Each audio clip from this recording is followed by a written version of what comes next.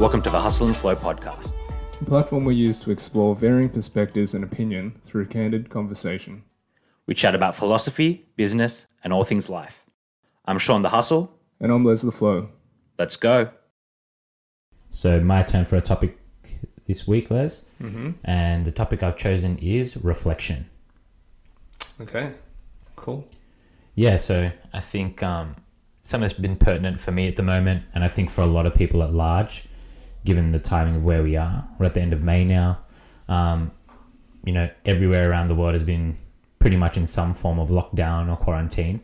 And I think it's given us a lot of time to reflect on things. Not to say that everybody's just taken their foot off the pedal and not been doing anything. But I think that this has been a time that a lot of us have used to reflect. Yep, totally. So that's what I want to talk about today. And just more than anything, the power of reflection and hindsight, which I think this period has given a lot of us the opportunity to use as a tool. Yeah, cool. So tell us, man, what have you learnt during your time of reflection?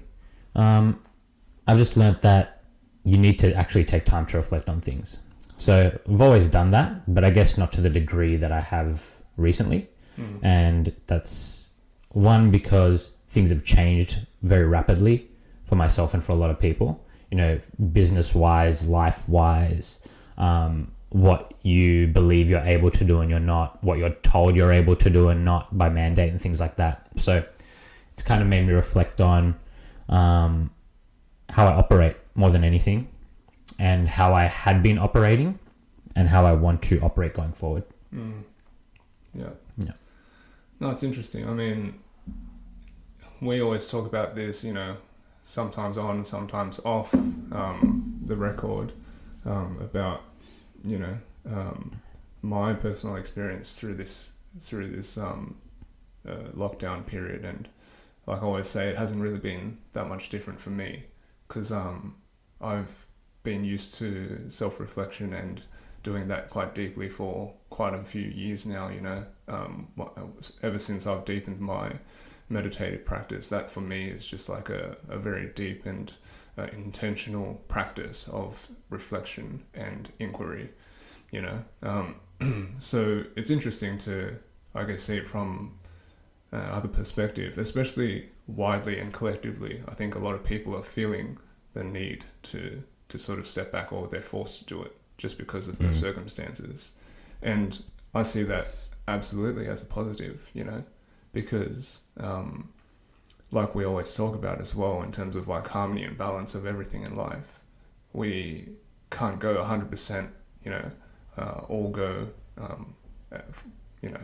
as a mode of operation 100% of the time. It's just, it's unsustainable. And we do need time to reflect in all aspects of our lives, whether it's, deeply profound or it's, very surface level stuff. It doesn't matter. I think reflection is very important, even at the general, very surface level of understanding what, I guess, lessons you can draw from a previous action that you've taken, very, very minor in the grand scheme of things. Like, reflection doesn't need to be grand. It doesn't need to be, mind-blowing and, paradigm shifting for you. Not necessarily. It can be. That's how I look at reflection generally. But, again, it doesn't have to be. We can look at just the smallest things, like, why did I tend to move this way up rather than another? Is it like a natural tendency that I shy away from X, Y, and Z, all that sort of thing? Like, it's much easier to use like an example, I guess, but not something that I can pick up right now. But yeah,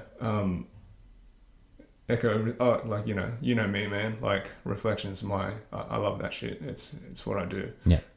And a lot of the time, I fight those same sort of thoughts as well in regards to reflection. Like, am I using my time wisely? Why am I just sitting here for hours and hours and hours and not, like, quote unquote, doing something, And this reflection is very inverse to that. It's like non-doing. It's just pure being.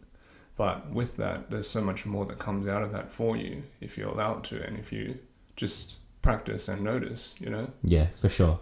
And one thing I want to draw people to that you said is that it doesn't have to be grand. Like, it doesn't have to be some big thing, some rapturous moment, you know, some type of epiphany every time you reflect on something. And I think when a lot of people hear the word reflection, they have this like, oh, like I've got to spend time doing it. Like I've got to put aside time to do it. And it's like this chore or this task. Whereas I think if you remove the expectation that it's going to be something massive or big or hard to do or take a lot of time, which generally makes people think it's going to be hard or something they don't want to be doing, then you kind of remove that barrier to actually choosing to reflect and then using it as a powerful tool. And like you said, man, it doesn't have to be something big, but if you do take the time to reflect, whether that be a few seconds, a minute, or even longer if you decide to journal and do it that way, I just think it's a really powerful tool, and it lets you go back and look at the way that you've acted. And when I say acted, I mean like the action you've taken, right? And what that's yielded for you, and whether you're happy with that or not. Because if you're happy with the things that you've done, or you're happy with the you're happy with the outcome based on the action you took, then that's positive, right? It's a positive outcome. You'll keep doing that. But then if you're not where you want to be and you can actually take the time to reflect on what you did, how your thought process led you to that point, and then why you don't feel the way you want to feel, like you have to reflect on all those elements. You can do something about it the next time you're faced with that situation. And that's the power of reflection, right? And that's what hindsight is. So, you know, there's that saying, hindsight's 20/20. And the reason hindsight is 20/20 is because you take the time to see things clearly, right? You go back and you look at it with clear, fresh eyes instead of in the moment. Because if you're just taking with you the emotions you felt or the outcome and not thinking about why that happened after an event or a moment, it's very likely that you're not going to take all that you can from it. Yeah, totally. And like there's like you said, there's real intention behind the act of reflection, and that's important to note, right? Yeah, very good point. The intention. It's a respectful, you know, action to take. We have to respect and honor the practice of, you know, reflection, whether it is through, you know, journaling, whether it's through meditation, whether it's through just sitting and thinking about it, right? We have to do that with intention. It's not one of those things that, oh, okay, I've got to meditate today, so I'm going to set the timer and I'm going to sit through it and then last through it and tick it off my list. It's very different, like in terms of what you will derive from that, right? And that's important.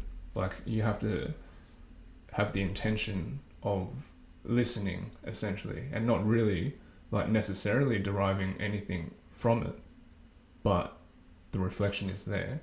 Like an example that I want to give, like I write regularly, right? Whether it's journaling or it's like some sort of creative piece, whatever it is, I write a lot.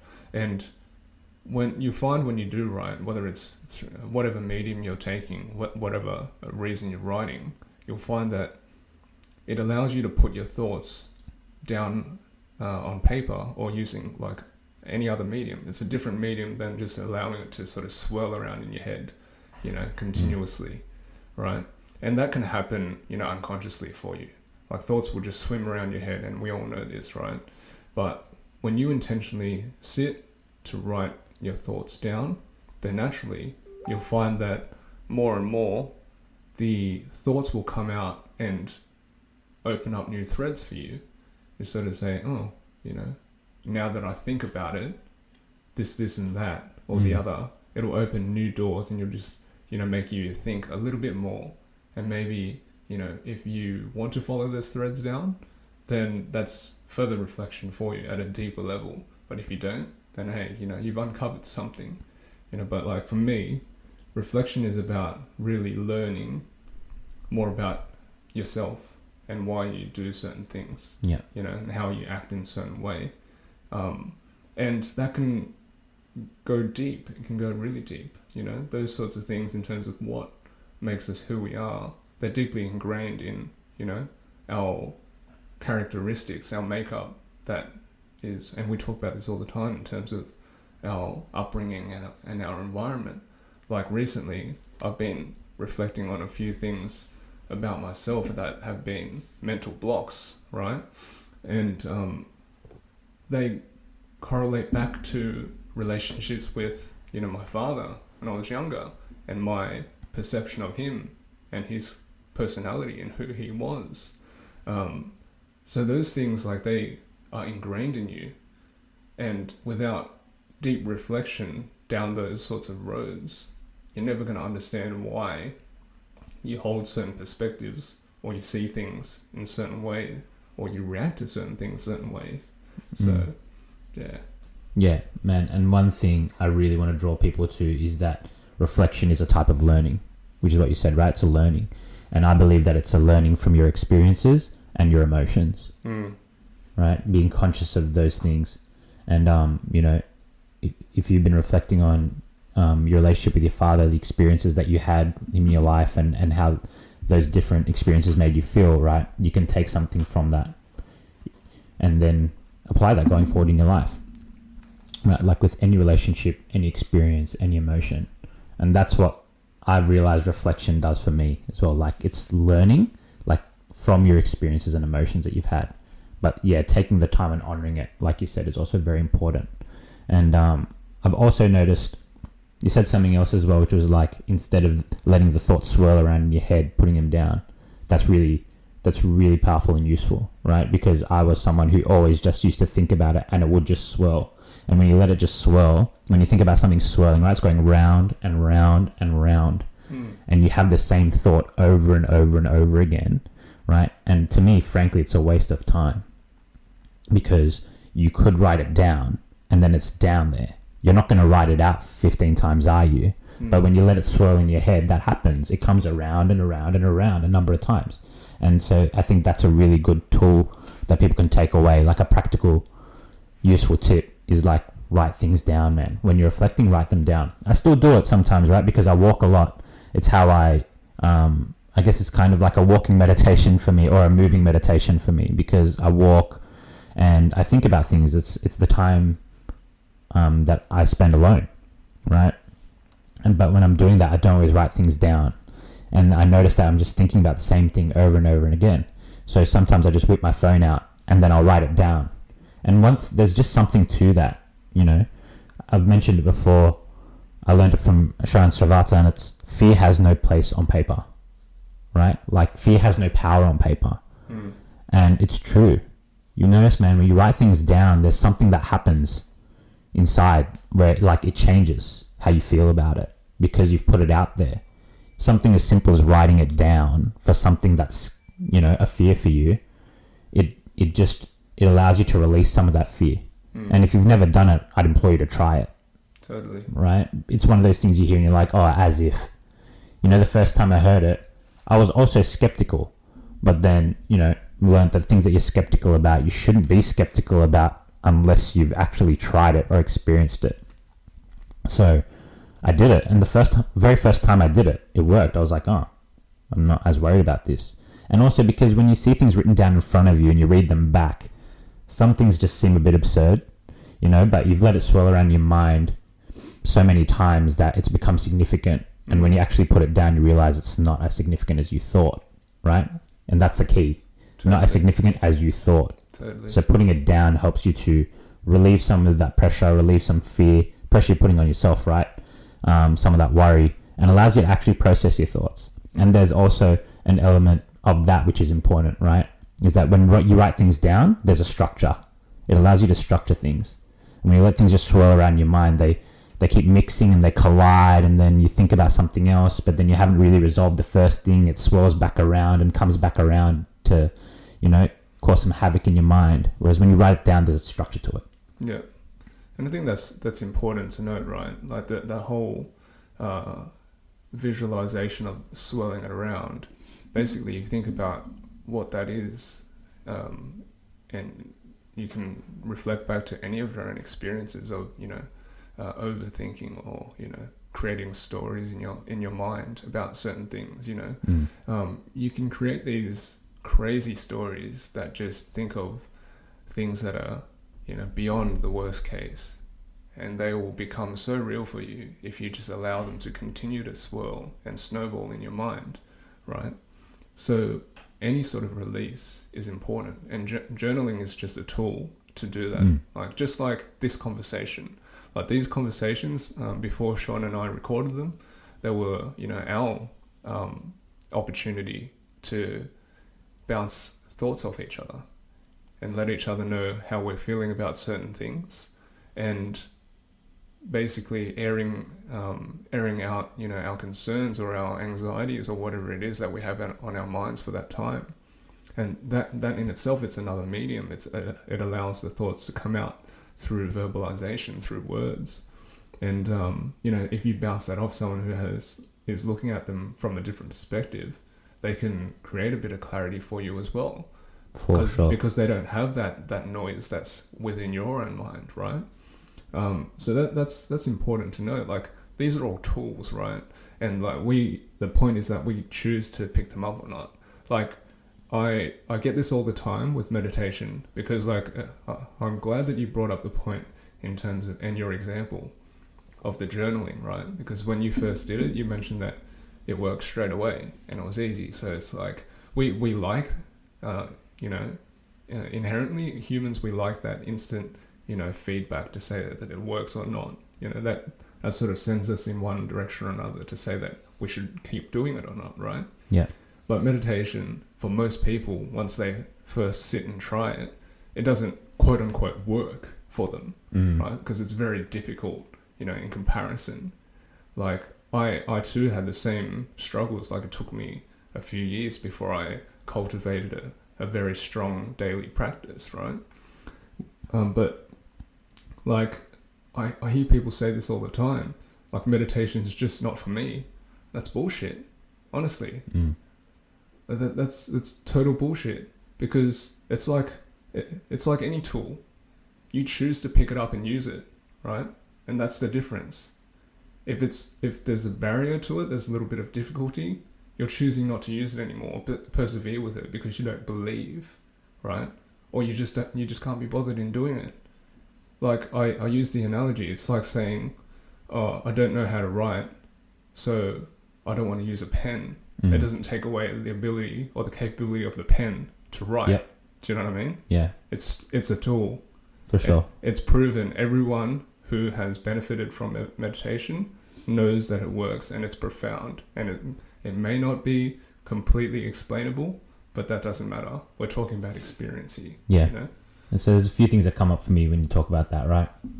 First is something that Andy Frisella says, which is the belief comes after the work, right? And I think meditation is one of those things where you have to put in the work. It's not easy for a lot of people to meditate, right? And I think that's why they don't persist. And it's because, as you said, they don't see an instant benefit, or it doesn't quote unquote work straight away, right? Also, when you think about it, what is meditation working?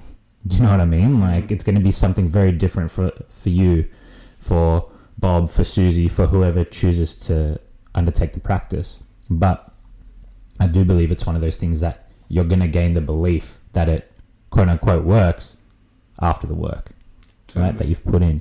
And then I think about the analogy of the axe, which is you can swing an axe and hit a tree with it, but unless you sharpen the axe first, your blows are going to be pretty useless, right?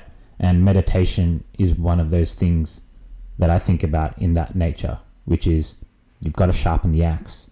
So, which means you need to hone the practice, and you need to keep doing it so that the axe becomes sharp, so that when you go to use it, after you've honed it, it actually bears the result that you want. Totally. You know what I mean? Yeah, for sure. And I think that's like, it's important to look at it in a certain way as well. Like, a lot of people will come to me about meditation and ask me, how do I derive X, Y, and Z symptomatic relief, right? And we all know, like, you just Google what the benefits of meditation are, and there's like a plethora of like benefits that have been proven in stress relief and anxiety relief and all that sort of shit, right? But like, at the end of the day, again, those things are symptoms to what it actually truly does for you, right? And the way that I teach it, it's more about the principles of what it is, or not what it does for you necessarily. It's about delving deep. It's just simply about deep reflection. That's all it is, right? It's about delving past all this, this veil that sort of shrouds your mind all the time, this noise, right?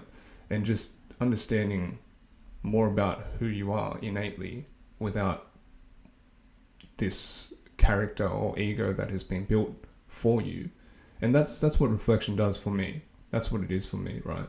If you use a simple analogy, it's about having the ability or honing the ability to turn the noise, outside noise, down or muting it, Yeah. Once you turn off and turn down the outside noise, then you can really understand what is coming from within. Yeah. Yeah. Yeah. And you're able to apply a bit of a lens or a perspective on things and look at things a little bit differently. And they may or may not be, collectively accepted or socially acceptable or whatever it is. But that's not the point, right? It really is just to simply understand who you are, at the heart of things, at the soul's level, right? If you want to put it that way. Yeah. I also just want to come back to one more thing with meditation, right? Because I know how powerful it's been for you. It's not something that I do as a constant or daily practice, but when I do it, I do notice the benefit, right? So I guess that's something I need to reflect on, which is why I don't keep persisting with it, which I will do later. But it also brings up for me the example of training or working out or exercise, right? I view it the same way. There's a million reasons why people choose not to exercise regularly. And I guess meditation is the same in that, as I was saying before, the belief comes after the work, right? And that's why I just want to draw back to this example, which is working out.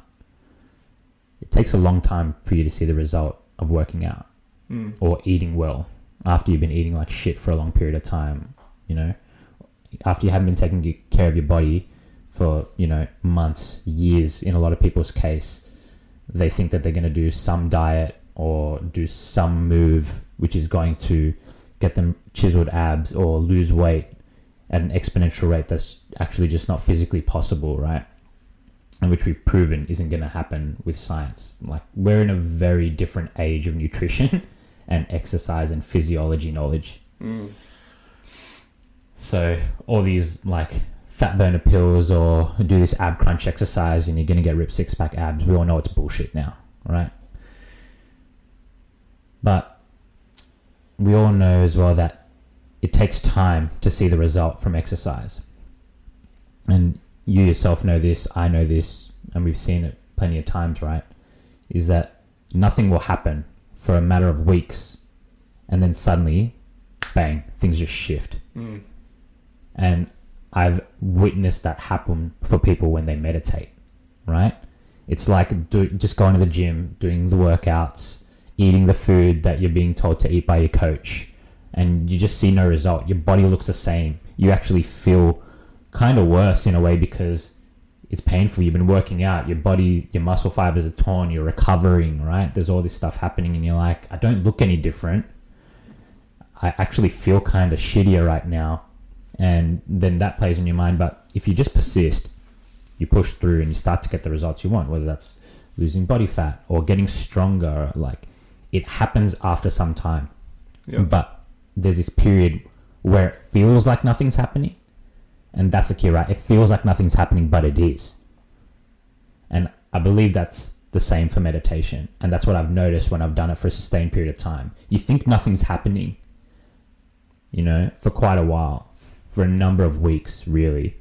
And then one time you're meditating, you just have this moment where it's like, oh, that's it. And you realize that you would not have had that experience or those moments or anything like that had you not persisted with the practice. Totally. 100%, man. And like I said, it took me years of practice before I get to a stage of cultivating a daily ritual with it, you know? And exactly what you said, like it comes to a point where you're just like, oh, okay, this is what it is. This is the concept that, you know, built Finding Space for me, you know, in that I recognized and I could feel and intuit what space was for me when I sat on my meditation pillow to meditate. And now when I close my eyes, I jump straight into that state, and I know what it feels like. I know what it looks like. Even though my eyes are closed, it still has, you know, visual, you know, sensory experience for me, and you know, that's what it's about. But it took years and years. Like you said, it takes time. And a lot of the time I was on and off, and I didn't know whether I was doing it right. I was following all these different guided, you know, tapes and things like that. And I just didn't know what was what, because there is so much out there, just like anything else, you know, even when you're talking about training or diet or whatever, there's so many ways for you to, you know, get to, you know, X, Y, and Z goal. But like, that's why for me, I clean it all out. It's not about, you know, being still. It's not about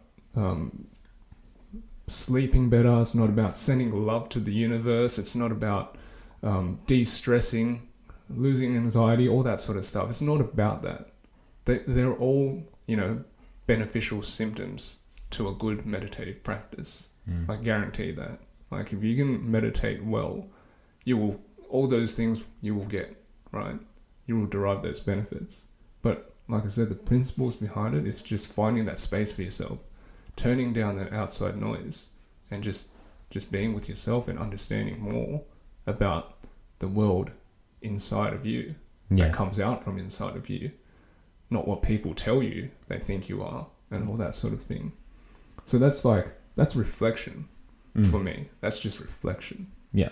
And that's the importance of reflection. For sure. And that's, I think it's important to bring up all these examples and draw the parallels, right? Which is what I'm trying to do.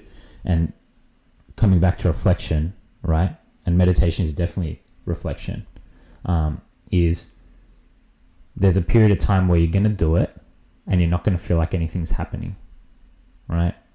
When you start writing things down for the first time and then undertake the process of thinking about what that means to you, how it made you feel, what you experienced, what the outcomes were, and then if you're good with them or not, and then what you're going to do, like, you're not going to be good at that the first time you do it if it's something you're not used to doing, right?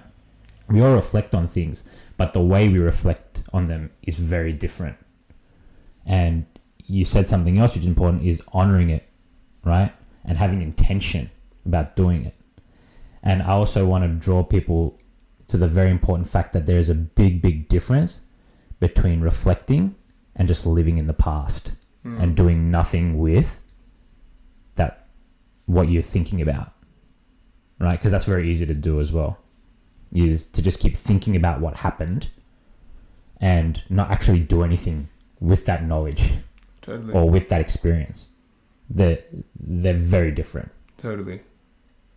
And if you choose to just keep thinking about something over and over, that's not reflecting. That's just replaying things in your mind, right? Which is frankly going to be a waste of time for you. Totally.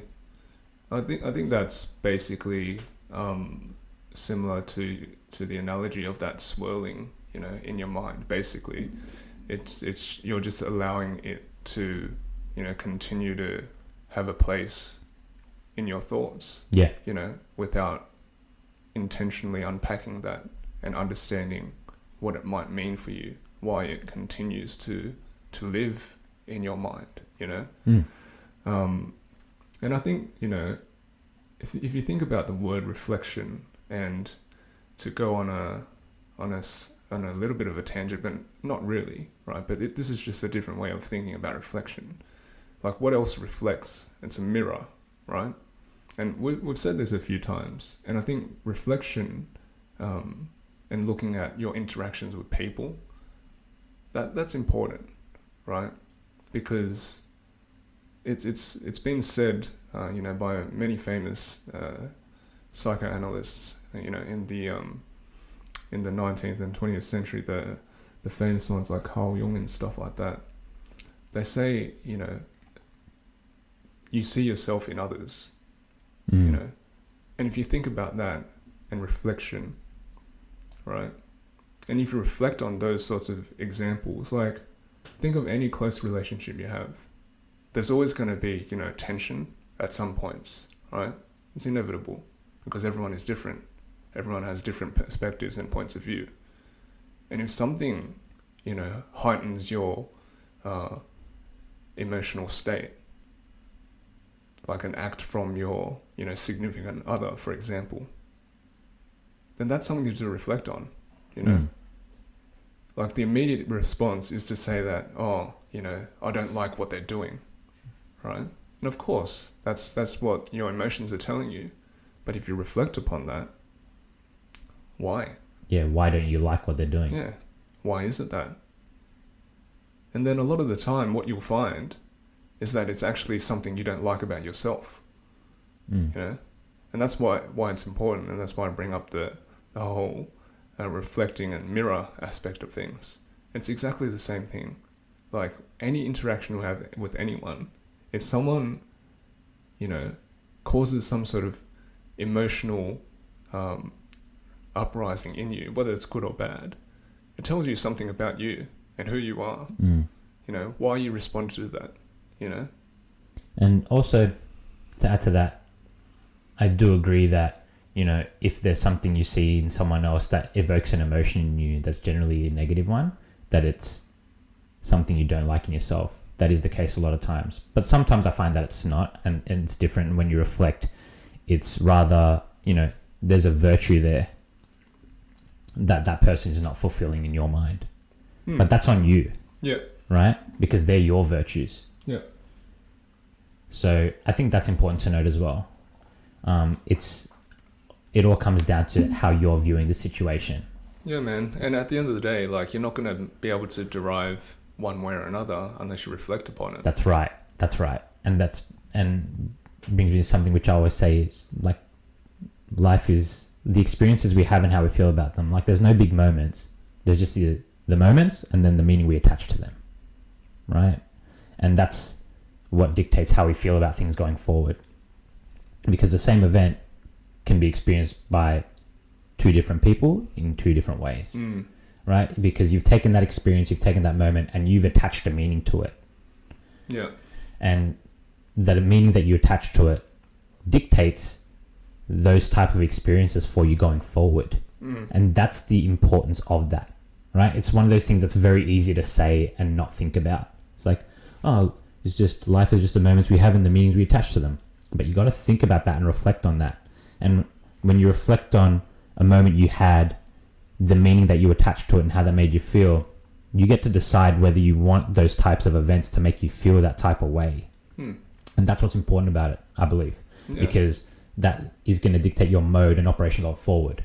Yeah, that's the point of it. Yeah, absolutely. Like, if you don't understand, or if you aren't curious as to why you attach such, significance or, lack of significance to a moment, then you're just, operating out of, you're on autopilot, basically. Right? Yeah, and you're being controlled by your emotions, and your emotions aren't you. Yeah, exactly. Yeah, definitely. Like, I think at the end of the day, like, reflection is something that, for me, it doesn't end. The process of reflection, because, like you said, you attach like this heavy correlation or significance to it in terms of learning, and that's the key here, right? If you think about it, generally speaking, like, if you have a mindset of my learning is done in life, then this is how you will see life going forward. It'll never change for you. Yeah. however you see it, whether it's good or bad or otherwise, that's how life will be for you going forward. So unless you continue to unpack that and continue to learn from reflection, then life will never change. It's just going to be a slow atrophy to death. That's what it is, right? Yeah. And you know, if you think you're at a stage where you're like, you know, I'm sweet, I'm done, like, cool, right? That's cool, good on you, you know. But like my perspective and my opinion of it is that we're never at a stage of you know, pure, and if you want to use like a Buddhist term, pure enlightenment. We're just trying to get there the best as we can, and the way we do that is just by continually to learn, reflect, unpack, and doing it all over again. That's right. And there's another cycle is just life is the amalgamation of the moments we have, right? And the meaning we attach to them. But we're going to keep having moments. But we get to choose the meaning that we attach to them. And if we actually undertake that process of reflection, we get to be conscious about the meaning we're attaching to things, because it's going to keep, like, things are going to keep happening in your life. Moments are going to keep playing out. And some things might keep repeating for you in the cycle that you're not happy about. They keep happening in a way that you're not happy about it. But if you take the time to reflect on it, maybe you're attaching a meaning to it that doesn't serve you. Totally. And you can choose something different. Or even worse, like not serving you, but like actually drags you down. You know? Yeah. It brings you to a lower point, and that too can be dangerous, right? If you continue to allow these negative correlations to moments to continually drag you down. Like, it's the difference between, you know, being able to see, you know, an illness or an injury as a blessing or a curse. You know, it's very different. And like, if you move through life and you're able to see the lessons and derive, you know, the growth that you get out of these, you know, negative experiences, then it's going to be looked very different for you. Yeah, you know? For sure. It's like if you think, you know, quote unquote bad things are always happening to you. Then they will. Yeah, right? But also, it's a matter of your perspective and the meaning you attach. So if something happens to you and you don't like how it made you feel, it's very easy for people to just go, oh, bad things always happen to me. Totally. I'm unlucky.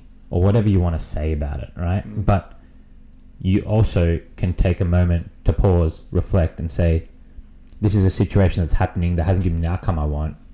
Maybe I'm being shown a way to not do something. And then when things happen that don't turn out the way you want, if the meaning you attach to it is, when things don't go my way, it's showing me how to not do something, or it's showing me that I need to work out an alternative, or there's a whole bunch of different meanings you could attach to it. But I assure you, you're likely to have a far better experience moving through life once you decide what meaning you want to attach to things. Totally. And I think like even like drawing up to a more general level, like how you personally define and see things as, you know, quote unquote good or bad, like that stuff is subjective. Yeah. Like, people have to understand that good and bad is subjective, and it's like down to, you know, individuals' perspective on what that means for them. You know, what is good and bad, you know, you can define that for yourself. Yeah. And like, you know, through reflection, you can really, it can be so easy for you to, you know, turn something that is collectively seen as quote unquote bad to something that is good. Yeah. You know? And just on the perspective thing, period, and the subjectivity of good and bad, it's a very simple example, you know, which is just the enemy in someone's story is always a hero in their own. And good and bad are experiences like that, depending on which side of the fence you're on and which way you're looking at it. Totally. It's like what's his name? Thanos in the Avengers. Yeah, he thinks he's doing a great thing for humanity. He thinks he's the good guy. Totally. But to the rest of the world in the Avengers, he's the ultimate enemy, right? Yeah. Yeah. Like, at the end of the day, if you think about the situation that we're in, I think, and you can think of this as hokey as you like. But my sense is that all of humanity, we've been given a little bit of a nudge. It's a sign to say, hey guys, we've been constantly running for a very long time now.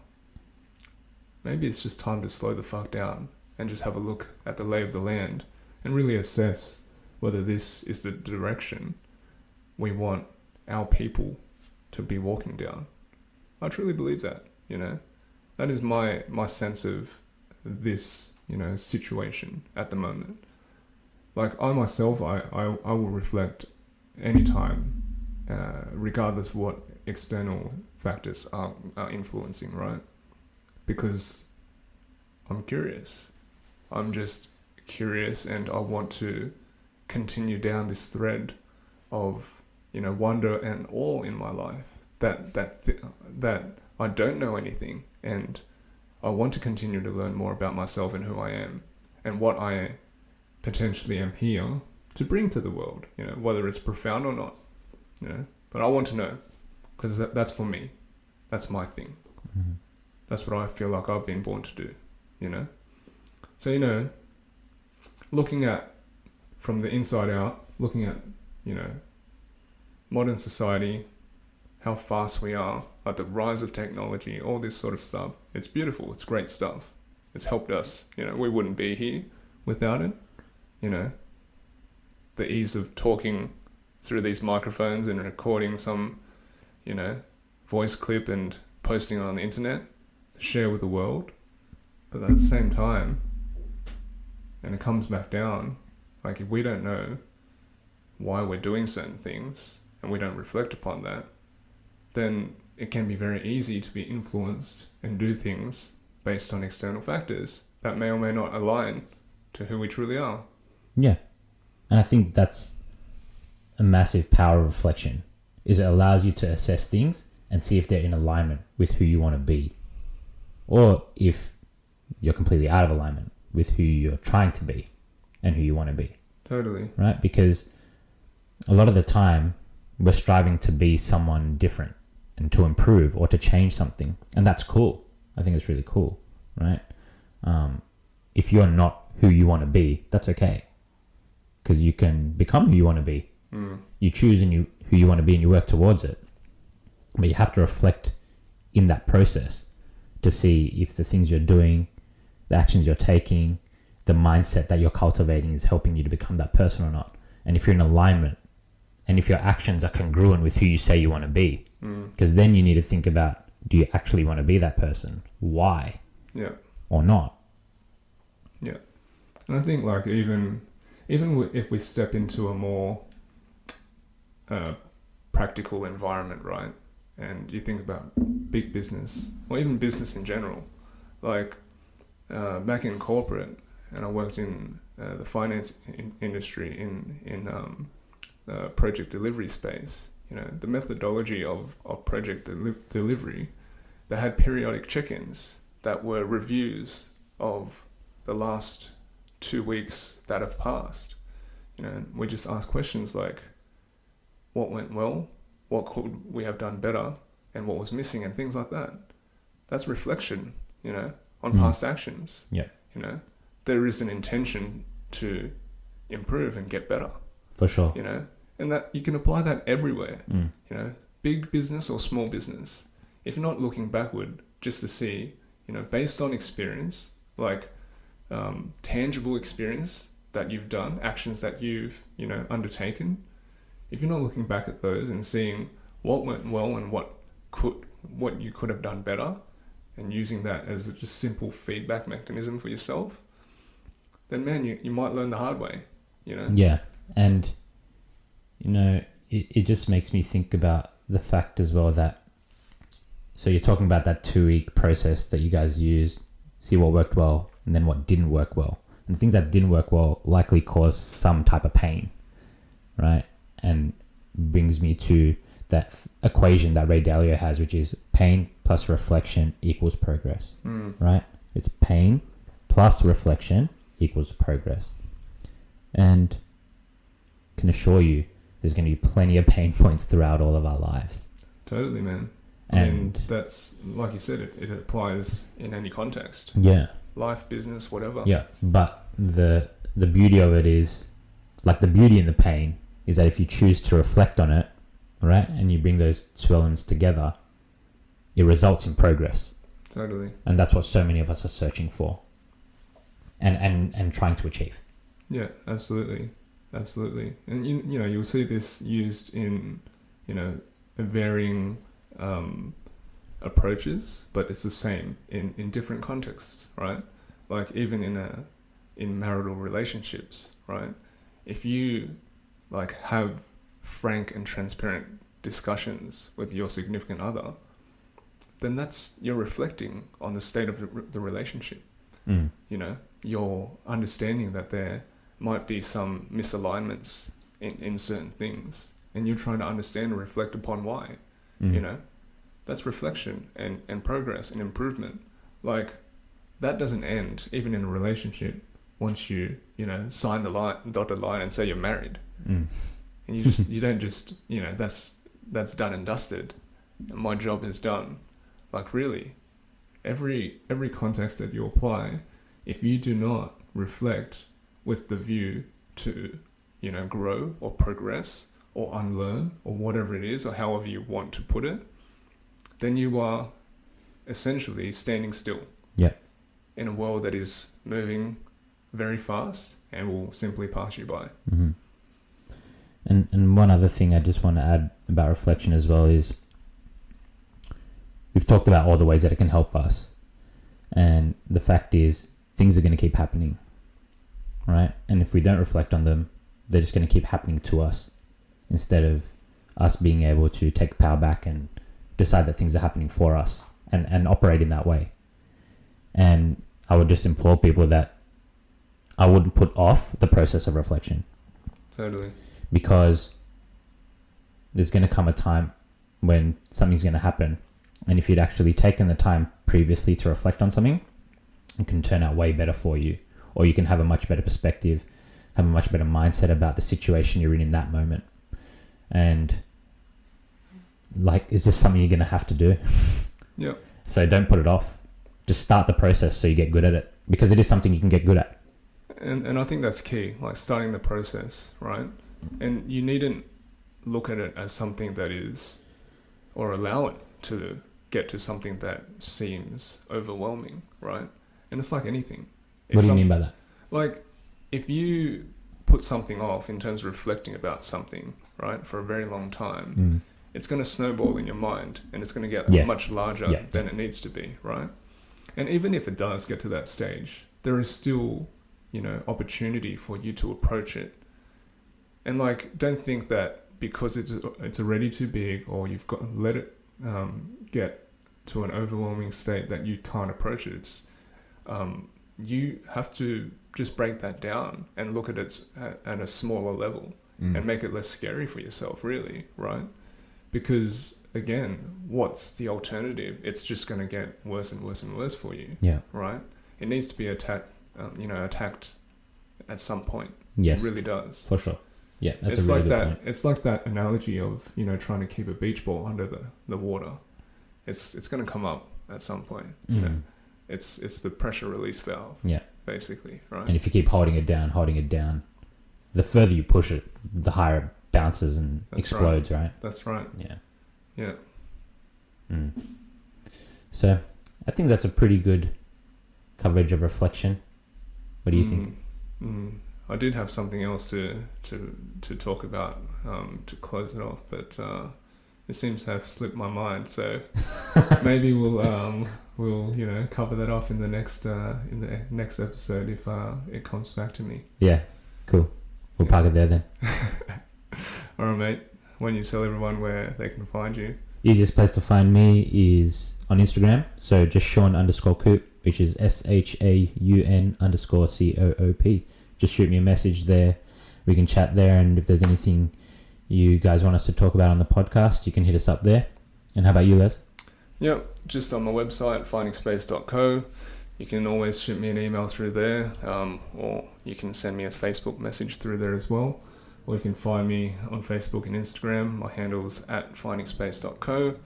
You can also send Shaun and I an email through our email address if you have any questions about this pod or any previous ones that you've listened to. If you want to ask any questions, or if you want us to talk about anything, if you want us to bring any particular guests on, just let us know. The Hustle and Flow podcast at gmail.com. Awesome. And as always, guys, we just ask a little request from us that if you enjoyed the conversation, you took something from it, or there's something in there that you think could help someone that you know, please share it out. We're available on Apple, Spotify, and Stitcher.